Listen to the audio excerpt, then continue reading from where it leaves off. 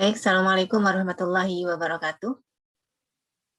Teman-teman semua, pada kesempatan kali ini, di video ini saya akan memberikan review singkat pada akhir perkuliahan ini untuk mereview kembali teknik-teknik yang sudah kita pelajari dan sudah kita simulasikan pada pertemuan-pertemuan sebelumnya ya. Jadi untuk bagian yang pertama ini adalah review singkat tentang teknik yang pertama dan kelima ya. Teknik-teknik yang didasarkan pada pendekatan SFPC, yaitu Solution Focus Brief Counseling. Jadi konseling singkat yang berfokus pada solusi. Nah, sudah pernah kita diskusikan sebelumnya, jadi pada video ini sifatnya hanya mereview secara singkat saja ya, karena waktunya juga terbatas atau durasinya terbatas. Baik teman-teman, yang pertama adalah teknik scaling ya. Teknik scaling ini disebut dengan penskalaan ya. Kalau kita dengar dari namanya, maka tentu saja kita sudah bisa melihat bahwa ini berkaitan dengan skala. Skala itu berkaitan dengan rentang ya. Rentang umumnya bisa berupa angka-angka ya, mulai dari skala 1 sampai 5 atau 1 sampai 10 atau yang lainnya ya.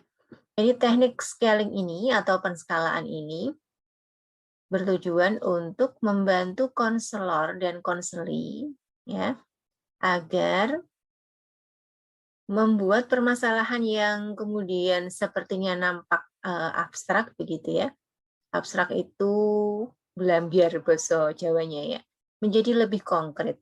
Dari yang kompleks ya menjadi lebih sederhana. Terkadang kalau kita punya masalah biasanya melihat sesuatu itu pokoknya saya ya sebel, saya benci. Tapi seberapa sebel, seberapa benci, seberapa cemas kita, ya, itu perlu diperjelas. Karena itu penting untuk mendeteksi, ya. Kemudian langkah apa atau tindak lanjutnya seperti apa dalam rangka untuk mengurangi perasaan-perasaan negatif tersebut. Ya. Jadi teknik ini dapat bentuk skalinya dapat dilakukan dengan dua. Yang pertama melalui skala angka, yaitu bisa 1 sampai 5 atau 1 sampai 10 ya, sesuai dengan kebutuhan, atau bisa 1 sampai 100 ya. Umumnya biasanya digunakan antara skala 1 sampai 10 ya.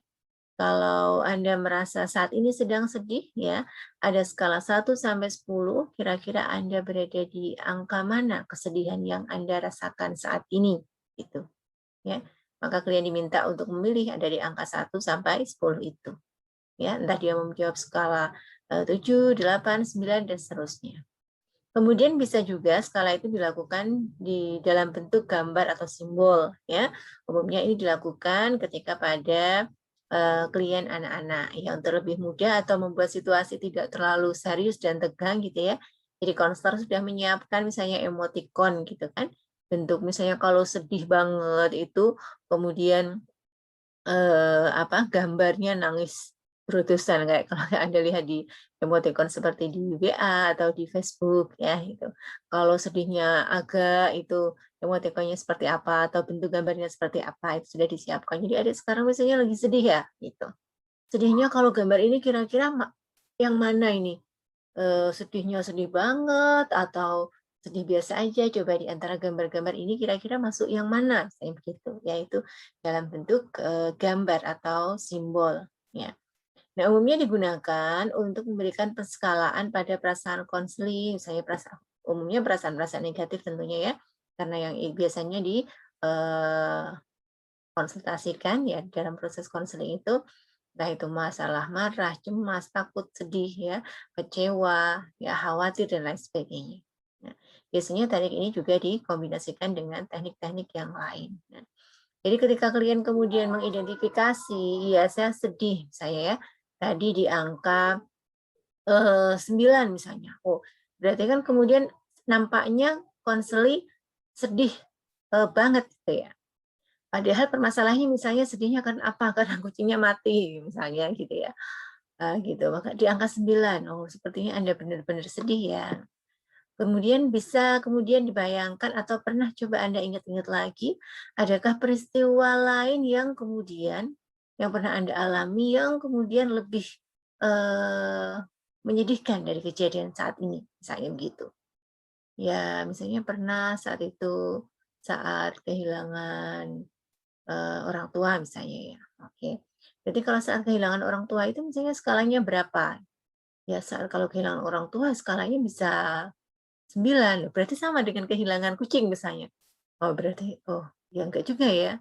Berarti kalau kehilangan kucing mungkin tidak separah ketika kehilangan orang tua. Maka kemudian ya membantu klien untuk berpikir untuk menempatkan penskalaan yang tepat pada posisinya saat ini ya dengan kemudian memberikan gambaran-gambaran, mungkin ada kejadian atau peristiwa-peristiwa yang lain yang mungkin sesungguhnya lebih berat dari yang dialami oleh konselor saat ini, yaitu penskalaan.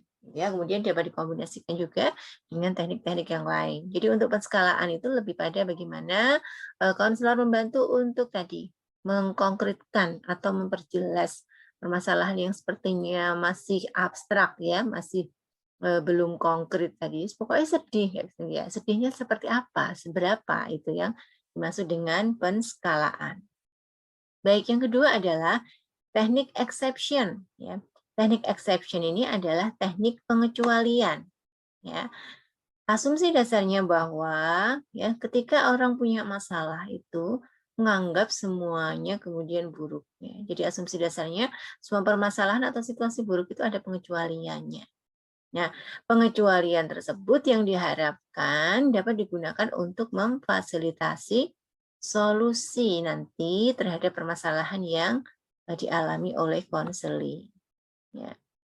Jadi umumnya saat mengalami masalah, individu berpikir bahwa semuanya negatif, semuanya tidak ada pengecualiannya. Jadi misalnya masalahnya adalah terkait dengan teman ya. Jadi semua teman saya menyebalkan. Semua teman saya itu di kelas menyebalkan. Nah, kalau menggunakan teknik exception ini, coba dicek, dikonfirmasi.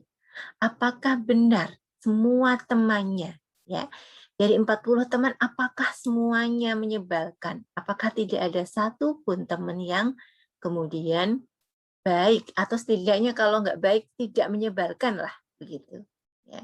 Jadi dicari untuk kemudian berpikir dicari pengecualiannya itu sehingga kemudian bahwa sesungguhnya permasalahannya itu tidak seburuk seperti apa yang difikirkan ya. Atau misalnya semua mata pelajaran itu sulit. Nah, apakah tidak ada satu mata pelajaran yang kemudian Anda sukai atau yang mudah atau setidaknya yang tidak membuat Anda frustasi atau membuat stres. Ya, itu bagaimana konselor membantu untuk mencari situasi-situasi ya atau waktu-waktu pengecualian atau kondisi-kondisi pengecualian atau orang-orang pengecualian ya sehingga dengan adanya setelah diperoleh pengecualian-pengecualian itu maka itu sebagai dasar untuk menemukan solusi dari permasalahannya ya dan berpikir lebih positif ya. Jadi hasil dari situasi pengecualian tersebut akan dijadikan dasar dalam melakukan dan menemukan solusi konseling. Baik, yang ketiga adalah problem free talk ya, percakapan bebas masalah.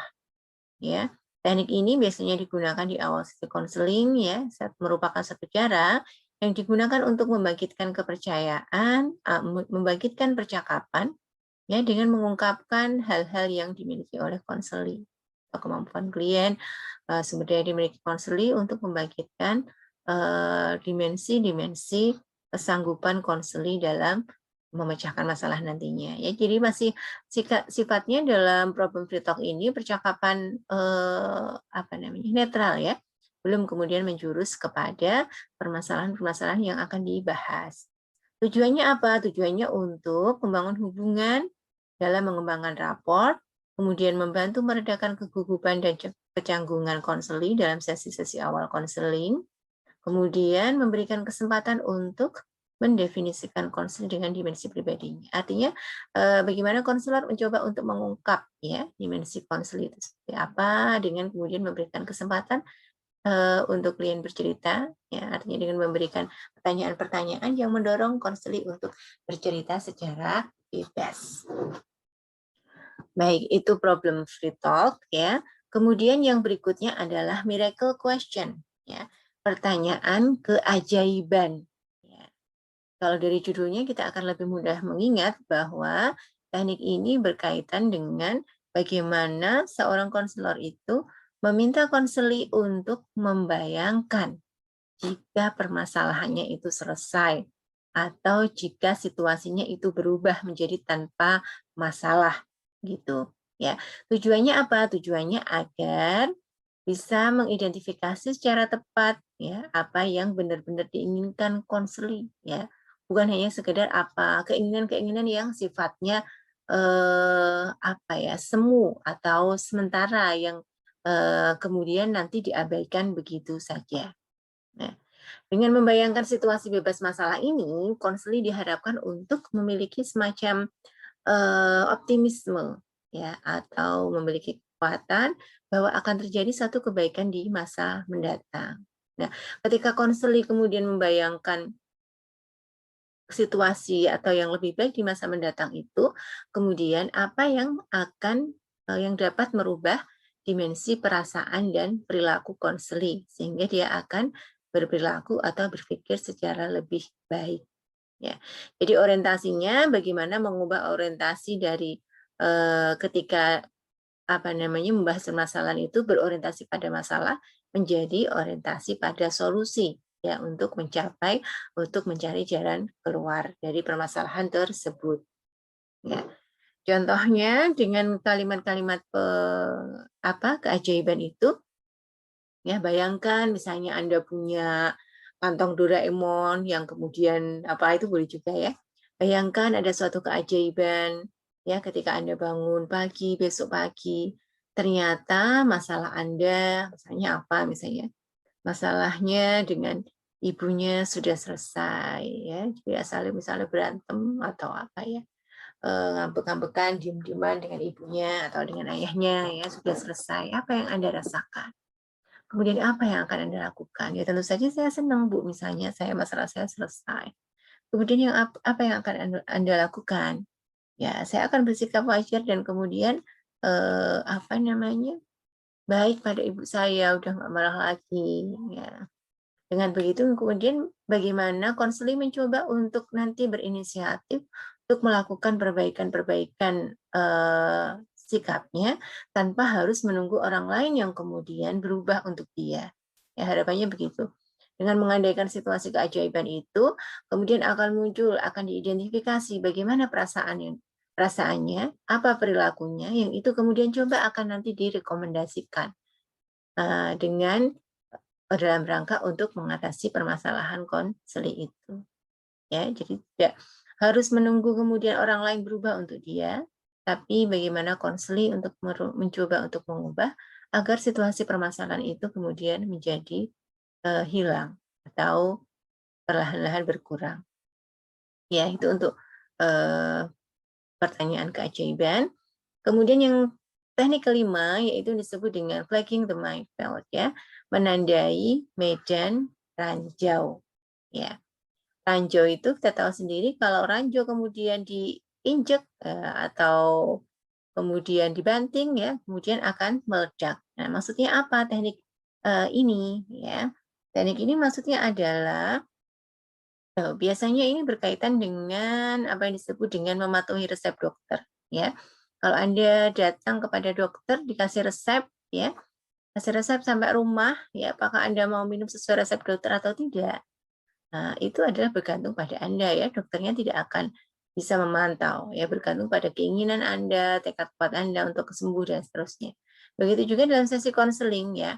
Kepatuhan untuk mengikuti hasil atau rekomendasi dari proses konseling itu menjadi penting dalam teknik ini ya. Jadi dalam proses konseling ini ya yang dilakukan adalah dengan menandai atau mengidentifikasi hal-hal apa saja yang kemudian dapat menimbulkan masalah itu muncul kembali gitu. Itu ditandai di checklist gitu ya. Sehingga di proses konselingnya itu istilahnya hanya mengidentifikasi ranjaunya apa saja. Nah, soal nanti klien setelah proses konseling ya, kemudian di luar apakah dia mau mematuhi ranjau itu tidak didekati dan tidak diinjek ya, maka itu yang kemudian tadi disebut sebagai mematuhi resep dokter itu. Ya. Jadi misalnya contoh ya, ada klien lagi patah hati ingin move on ya. Untuk supaya klien itu cepat move on, maka ada hal-hal yang kemudian perlu dihindari ya. Atau ranjau itu yang kemudian harus dihindari. Ranjaunya apa saja? Nah, diidentifikasi di proses konseling. Misalnya kalau ingin move on, tapi kok dia masih nyimpen foto-foto ya kenangan, ya kemudian masih ngikuti sosmednya, masih cari-cari info. Nah, itu apakah sejalan dengan keinginannya untuk move on gitu ya. Maka di proses konseling itu diidentifikasi, oh berarti kalau ingin move on misalnya ya, sementara misalnya fotonya udah jangan disimpan ya, udah kontaknya mungkin di-blok dulu, atau Instagram-nya di-unfollow dulu, atau tidak usahlah buka-buka sosmednya. Itu namanya ranjau-ranjaunya yang kemudian diidentifikasi. Ya, harapannya dengan menandai medan ranjau itu, konseling tidak akan mendekati atau menginjak ranjau yang bisa menimbulkan masalahnya itu eh, tidak selesai atau ya muncul lagi ya nggak jadi move on gitu. Ya, saya rasa itu teman-teman yang bisa saya sampaikan sedikit ya terkait dengan summary teknik 1 dan kelima ya. Untuk lebih detailnya dulu sudah kita diskusikan bersama, ini hanya istilahnya hanya untuk mengingatkan kembali ringkasan dari materi-materi yang sebelumnya. Ya, terima kasih. Assalamualaikum warahmatullahi wabarakatuh.